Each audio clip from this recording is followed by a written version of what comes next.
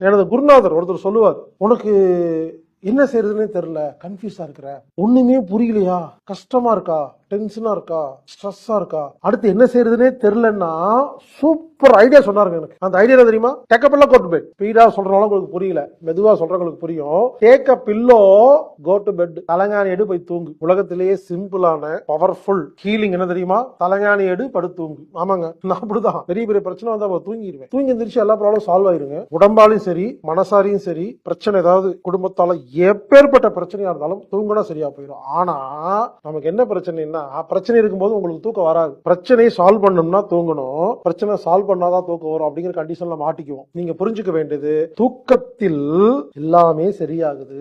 நாம தூங்கி பல வருஷம் ஆகுது.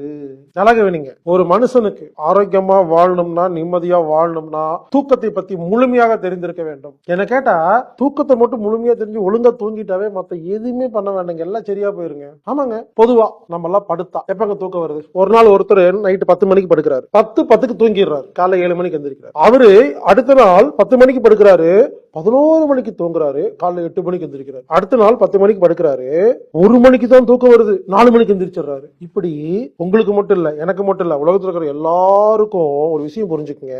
தினமும் நாம படுத்தா எவ்வளவு நேரம் கழிச்சு தூக்கம் வரும்னு யாராலையும் சொல்ல முடியாது, எப்ப முழிப்பொருன்னு சொல்ல முடியாது. இது ஏங்கிறது புரிஞ்சா தூக்கத்தை பத்தி முழுமையாக புரிந்துவிடும். சில பேர் சொல்லுவாங்க, ஒரு நாளில் ஒரு மனிதன் கண்டிப்பாக 6 மணி நேரம் தூங்க வேண்டும், 8 மணி நேரம் தூங்க வேண்டும், ஒரு கணக்கு எழுதி வச்சிருப்பாங்க.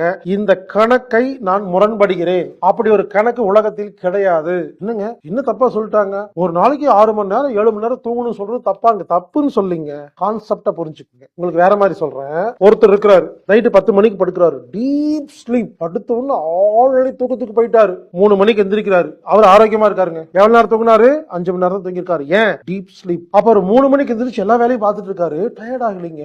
ஏன்னா 5 மணி நேரம் தூக்கம் போதும், ஏன்னா டீப்பா இருந்துச்சு. இன்னொருத்தர் 10 மணிக்கு படுக்கிறாரு, புரண்டு படுக்கிறாரு, 2 மணிக்கு தான் நைட்டு தூக்கம் வருது, காலை 8 மணிக்கு எந்திரிக்கிறாரு, டல்லா இருக்காரு. அப்போ நைட்டு 10 முதல் காலை 8 மணி வரை சுமார் 10 மணி நேரம் படுத்திருந்த அவருக்கு ஏன் டயர்டா இருக்கு? புரிஞ்சுக்குங்க, எவ்வளவு நேரம் தூங்குறோங்கிறது முக்கியம் இல்ல, எவ்வளவு டீப்பா ஆழ்நிலை தூக்கத்துக்கு போகிறோங்கிறதா முக்கியம். உங்களுக்கு புரியுற மாதிரி சொல்லணும்னா, ஒருத்தர் டெய்லி 1 மணி நேரம் வேலைக்கு போறாருங்க, அந்த 1 மணி நேரம் வேலைக்கு 1 லட்சம் ரூபாய் சம்பளம். இன்னொருத்தர் காலைல 10 மணிக்கு போயிட்டு நைட்டு 10 மணிக்கு வராரு, 12 மணி நேரம் வேலை, 4000 ரூபாய் சம்பளம். இப்ப சொல்லுங்க, நேரத்துக்கும் சம்பளத்துக்கும் சம்பந்தம் இல்லையா? இல்லையா? நேரத்துக்கும் வருமானத்துக்கும் சம்பந்தம் இல்லையா? அப்ப ஒருத்தர் 1 மணி நேரம் தான் வேலை செய்யறாரு, 1 லட்சம் சம்பாதிச்சிட்டாரு. உங்களுக்கு என்னப்போ? அதே மாதிரி ஒருத்தர் 1 மணி நேரம் தான் தூங்குறாரு, டீப் ஸ்லீப் தூங்கிட்டாருங்க, போதுமா இல்லையா? இதுல இருந்து புரிஞ்சுக்கங்க, எவ்வளவு நேரம் தூங்குறோங்கிறது முக்கியமே இல்லை, எவ்வளவு ஆழ்நிலையில் தன்னை மறந்த நிலையில் தூங்குகிறோம் என்பதுதான் முக்கியம்.